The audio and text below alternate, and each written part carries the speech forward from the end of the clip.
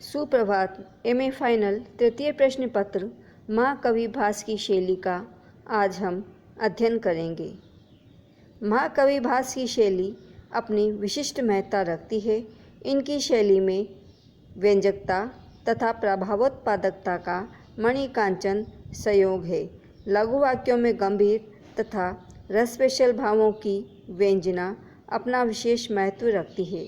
दुरूह तथा दीर्घ विस्तारी समस्त पदों की संघटना भले ही काव्य के लिए कोई उपयोगी बतावे, पर नाटक में लघु विस्तारी एवं सरल वाक्यों की महत्ता अशून्य है। इस दृष्टि से भास सफलता के शिखर पर दिखाई पड़ते हैं। इनकी भाषा एवं शैली से स्पष्ट लक्षित होता है कि संस्कृत लोक व्यवहार की भाषा रही होगी। छोटे छोटे वाक्यों को लोकोक्तियों तथा सूक्तियों से अलंकृत करना भास की शैली का गुण है। अलंकार विहीन सरल भाषा यदि भावांश व्यंजना में सफल रहे तो यह कवि की महत्ता होगी। भास के नाटकों में हमें यही विशेषता लक्षित होती है। प्रभावमयी सरल भाषाओं की अभिव्यक्ति में इतनी समर्थ है कि दर्शक के हृदय को हठात आकर्षित कर लेती है। भास की शैली की विशिष्टता उनके कथोपकथनों में देखी जा सकती है। कथोपकथन में इनके पात्र नितांत विदग्ध हैं। उक्ति प्रत्युक्ति की विदग्धता के लिए प्रतिज्ञा योगन रायण में योगन रायण तथा भरत रोहक के संवादों में देखी जा सकती है। भरत रोहक जिन आक्षेपों को उदयन पर लगाता है, उदयन उनकी बड़ी बारीकी से योगन रायण उत्तर देता है।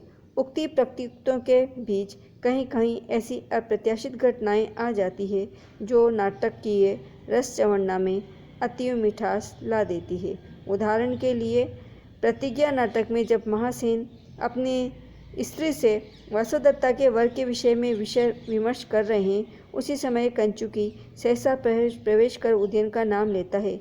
यह उक्ति पाठकों और हृदय को सहसा झकझोर देती है। ऐसी आकस्मिक उक्तियां भास की अपनी विशेषताओं के रूप में है और अन्य नाटकों में भी इनकी उपलब्धि होती है। भास की शैली की प्रशंसा महामहोपाध्याय उपाध्याय गणपति शास्त्री ने बड़े ही प्रशस्त शब्दों में की है। इनके अनुसार इनके नाटकों की शैली अद्वितीय है। भाषा सरल है। सरल शैली के कारण उस पर काव्यों की शैली का प्रभाव है। विपत्तियों के चित्रण में भी भास सिद्धहस्त हैं। नाटकों की अभिनयता पर भास की दृष्टि थी, इसीलिए कृत्रिमता तथा अलंकारिकता का अभाव दिखाई देता है। अलंकरण यद्यपि काव्य के लिए आवश्यक होता है, पर नाटक में उसकी अभिनयता का विधायक होता है। इसी कारण भास के नाटकों में अलंकरण का प्राचुर्य नहीं है। भास अपने वर्ण्य विषयों का बड़ी सूक्ष्मता के साथ वर्णन करते हैं। विषय या दृश्य का वर्णन करते समय उनके सूक्ष्माति सूक्ष्म अंश को वे उपस्थापित कर देते हैं। दरिद्र चारुदत्त नाटक में दरिद्रता का वर्णन जितना स्वाभाविक है, उतना ही बारीक भी। सुख को दुख के बाद प्राप्त होना चाहिए, यह भास को अच्छी तरह विदित था। सुखावस्था के बाद दुख आना मरण तुल्य है। इस वर्णन को देखकर पाठक भास की शैली की प्रशंसा किए बिना नहीं रह सकते। यदि किसी दृश्य का वे वर्णन करने लगते हैं तो इतनी स्पष्टता के साथ उसे उपस्थापित करते हैं कि पाठक को पूर्ण बिंब ग्रहण हो जाता है। यह कवि या नाटककार की चरम सिद्धि है। उदाहरणार्थ संध्या का वर्णन अविमारक से पूर्वांतु काष्ठा तिमिरानुलिप्ता संध्या अरुणा भाति च पश्चिमाशा द्विधा विभक्तम अनंतर अंतरिक्षम याति अर्थ नारीश्वम रूप शोभाम। और स्वप्नवासोदत्तम में खगा वासोपेता सलिलम अवगाढ़ो मुनिजना प्रदीप्तो अग्निर्भाति प्रविचरति धूमो मुनिवनम परिभ्रष्टो दुराद रविरपि च संक्षिप्त किरणो रतम व्यावर्तो असो प्रविशति शनेरस्त शिखरम। इसी प्रकार कृष्ण रात्रि का वर्णन भी हृदयकारी है। लीमपतियु तमो अंगानी वर्षति अंजनम नभ असत्पुर सेवेयु दृष्टि विफलताम गता। अभिमारक में मध्य रात्रि का वर्णन है।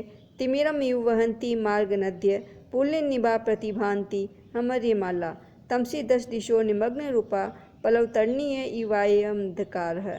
इसी प्रकार वर्ण वर्णन, मध्यावर्णन, तारुण्य वर्णन इत्यादि में भास की सफलता देखी जा सकती है। भास सरल पद्धति के जनक हैं। शास्त्रीय दृष्टि से इनकी भाषा प्रसाद गुण से संयुक्त है। रस वैशलता, भावों की सम्यक अभिव्यक्ति, मनोरंजकता, गंभीरता, औदात्य तथा माधुर्य इनकी शैली के विशिष्ट गुण है। अवस्था तथा पात्र के अनुसार उग्रता एवं संयम का प्रयोग इनके नाटकों की विशेषता है। हास्य की सम्यक संयोजना भी इनकी शैली की सफलता का एक कारण है।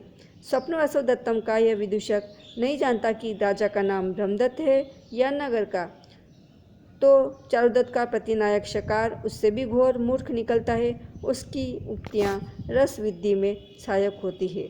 भास की शैली के 3 गुण हैं, प्रसाद, औज और माधुर्य। ये तीनों गुण उनके नाटकों में सर्वत्र दिखाई देते हैं। अवस्था तथा साम्य के अनुसार उनकी शैली में सहसा मोड़ आता है, जिससे प्रभावशालिता एवं व्यंजकता में वृद्धि होती है। अपने भावों की व्यंजकता में भास इतने सिद्ध हैं कि कहीं भी विवक्षित भाव दब नहीं पाता। सीमित शब्दों में एवं सरल भाषा के द्वारा विवक्षित अर्थ का उद्बोध भास की महती विशेषता है। भास की शैली का गुण मौन भाषण भी है। अल्प शब्दों के द्वारा अधिक भावों की व्यंजना के अतिरिक्त मौन से अर्थबोध भी कराया गया है। वाक्य संघटना की विशेषता भी भास की निराली है। इनकी प्रशंसा महामहोपाध्याय गणपति शास्त्री ने की थी। उनके अनुसार भास की शैली की तुलना अन्य किसी कवि से नहीं की जा सकती। चरित्र चित्रणों में भास ने इतनी सफलता प्राप्त की है कि पात्रों में काल्पनिकता का भान तक नहीं होता। इनकी भाषा शैल निझरणी की भांति बिना किसी तड़क भड़क के स्वाभाविक गति से प्रभावित होती है। शब्दार्थ योजना में अभिव्यंजना का प्रश्रय आकर्षक लगता है। भाव, रस, देशकाल एवं पात्रों के अनुसार भाषा में परिवर्तन दिखाई पड़ता है। भास की शैली में कृत्रिमता नहीं, स्वाभाविकता है। इसमें ऊहा की अपेक्षा नहीं। पाठकों को सामान्य बुद्धि के प्रश्रय से ही चरम आनंद की अनुभूति होती है। ओज तथा प्रसाद गुण भूयिष्ठता इनकी भाषा माधुर्य से ओतप्रोत है। लोग ओज तथा समास बाहुल्य को गद्य का जीवन बताते रहे, पर भास के लिए समास विहीन भाषा भी गद्य की उच्च कक्षा में विराजमान हो सकती है। इनके गतिशील प्रवाह में कहीं भी गतिरोध नहीं और न तो तोड़फोड़ ही है। सरल स्वच्छंद गति है। इनकी शैली में अलंकारिकता में आस्था नहीं है, अपितु रसाभिव्यक्ति और भावव्यंजना को यह प्रधान मानकर चलने वाली है। भास की सरल शैली को कुछ लोगों ने रामायणीय प्रभाव माना है।